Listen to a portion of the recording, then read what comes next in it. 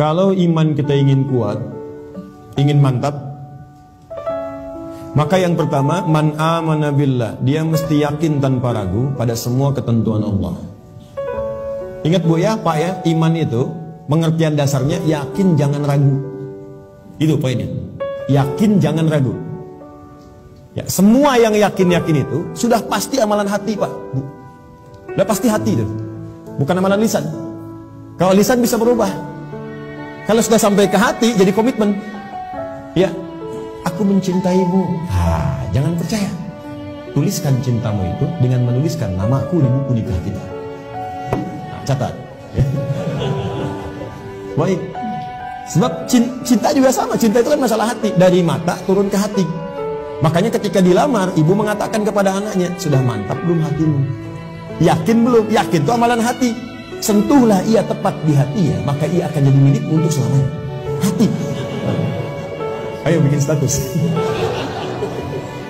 Iman juga hati. Makanya ketika ada orang beriman dengan lisan, itu dikoreksi oleh Allah. Iman itu bukan di lisan, kata Allah, di hati. Sebab kalau sudah sampai ke hati, orang yang sudah sampai ke hati mengerjakan apapun jadi mudah, Pak. Cinta itu kalau cuma di lisan, komitmennya nggak ada. Tapi kalau sudah sampai ke hati, yang nggak suka pun jadi suka. Nggak suka ikan, makan ikan. Nggak suka ayam, makan ayam. Isi senang kucing, jadi senang kucing. Diikutin, jadi mudah mengerjakan itu. Ada orang Arab berkata, Quran surah ke-49 ayat ke-14. Quran surah Al-Hujurat ayat ke-14. Ada Arab Badui datang ke Nabi. Dia mengatakan begini, qalatil a'rabu amanna. Datang sekelompok Arab Badui berkata pada Rasulullah SAW, kami telah beriman. Cuman di lisan, belum sampai ke hati. Langsung jawaban turun dari Allah dikoreksi. Qul lam tu'minu. Katakan Muhammad pada orang-orang ini, kalian belum serius imannya.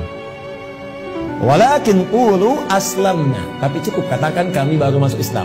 Karena syarat masuk Islam pertama kali mengucapkan kalimat iman di lisan.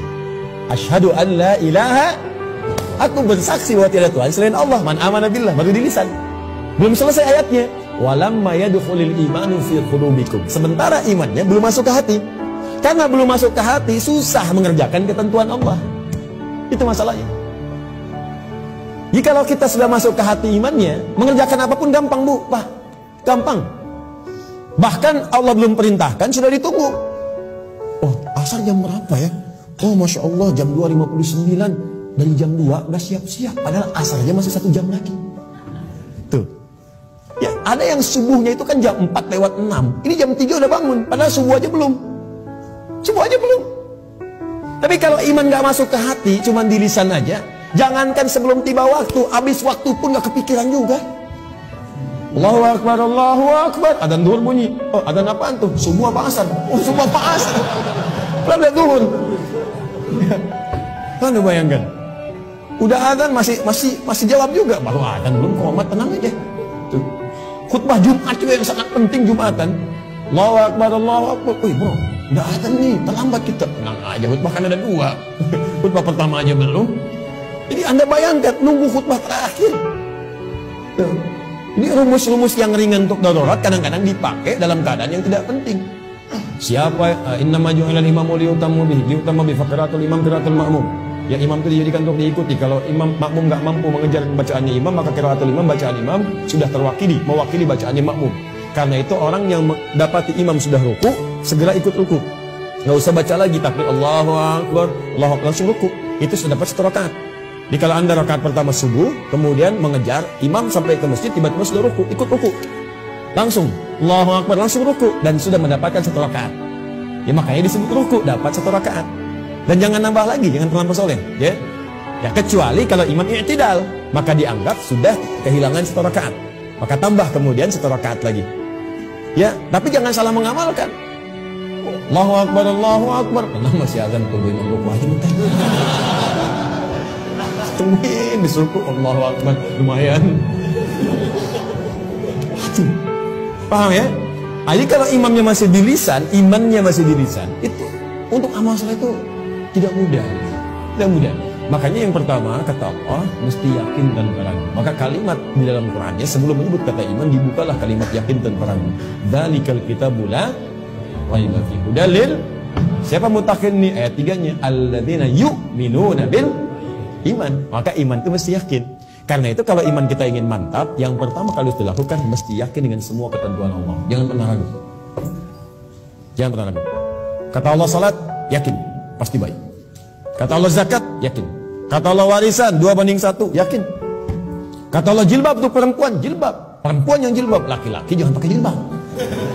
Awas, hati-hati nih, awas, hati-hati, hati-hati. Kalau sudah perempuan berjilbab, ada yang pakai cadar, bagus. Laki-laki pakai celana, bagus, sudah. Ya, yang bawa di atas mata kaki, alhamdulillah. Pas mata kaki, bagus. Di bawah mata kaki, ayo pelan-pelan kemudian menyesuaikan dengan kondisinya. Sudah selesai. Itu nggak usah diurusin lagi. Tapi kalau tertukar fungsinya, laki-laki yang pakai jilbab itu yang diurusin. Ya, perempuan pakai peci misalnya, itu yang dicek. Ya, baik. Jadi ini dalam kondisi-kondisi ini, ayo kemudian kita kembali kepada ketentuan Allah. Kata Allah perempuan berjilbab, ikuti berjilbab. Kan? Laki-laki, ayo sholat, bangun sholat. Ya. Ayo kemudian malam tahajud. Sudah selesai. Pokoknya kalau beriman enak hidupnya. Nah, di latihan yang pertama, man amana billah. Kalau iman ingin kuat, maka rumus yang pertama, kerjakanlah semua ketentuan Allah Subhanahu wa taala. Dan saya berikan rahasia, kalau Bapak Ibu bisa menjalani ini, maka ringan semua ketentuan Allah. Baik kan? Jadi sebetulnya sesungguhnya ketentuan Allah itu cuma dua.